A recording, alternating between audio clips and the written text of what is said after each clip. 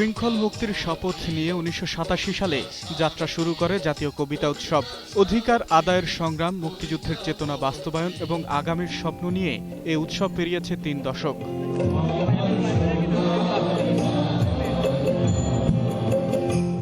মধ্যযুগীয় বর্বরতা, ভ্রষ্ট সাম্প্রদায়িকতা আর হানাহানির বিপরীতে অবস্থান কবিতার।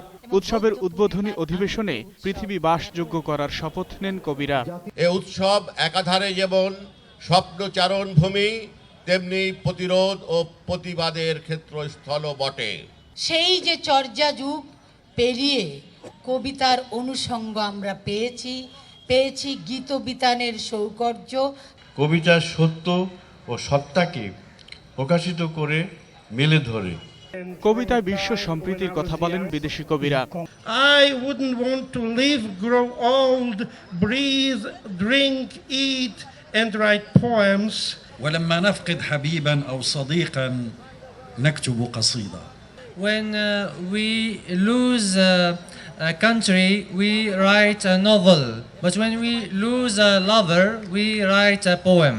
যে কলমের টানে স্বৈরাচার আজন্ম গুটিয়ে নেয় দখল, সে কলম সাহসের, সে কলম কবির। সব্যসাচী লেখক সৈয়দ শামসুল হকের আহ্বান, প্রতিটি কবিতা হোক বিশ্ব মৈত্রীর, বিশ্ব শান্তির।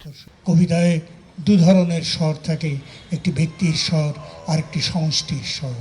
এই বুক থেকে অনেকখানি ভার নেমে গেছে যখন দেখি যে যুদ্ধাপরাধীদের বিচার অনুষ্ঠিত হচ্ছে এবং যে রায় দেওয়া হচ্ছে সেই দণ্ড কার্যকর হচ্ছে।